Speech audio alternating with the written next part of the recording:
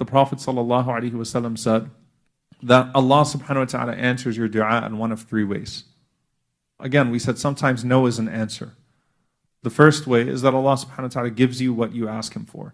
The second way is that Allah subhanahu wa ta'ala averts a harm that is equivalent to that dua. So basically Allah says no and it's for your own good. He holds it back from you because it's for your own good. And the third one is that Allah subhanahu wa ta'ala saves it for you in the hereafter. The point is that no dua, no supplication is made in vain. Even the dua of Iblis, even the dua of the devil was not made in vain. And this can get really interesting for people.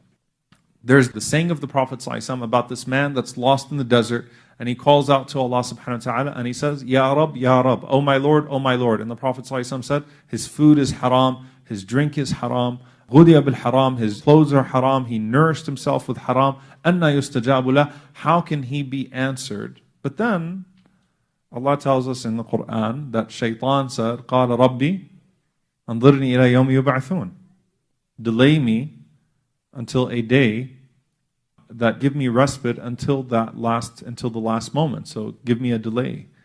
The ulama reconcile the two with a few things. Number one, that the shaitan had so much good that he had done prior to his fall that was the currency with which he brought to his dua. That's one that the scholars mentioned.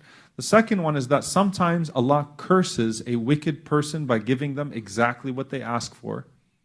And He blesses a righteous person by withholding from them exactly what they're asking for. So sometimes the answer to the dua of a wicked one is actually a curse. Shaitan being granted respite is not good for him. He's making his hellfire worse. He's making his misery worse.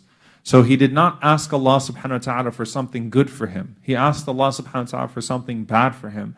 And that is in fact a punishment for him that Allah subhanahu wa ta'ala granted him that respite, though he thought it was good for him. So it's an interesting way that you find that the scholars reason with these different texts.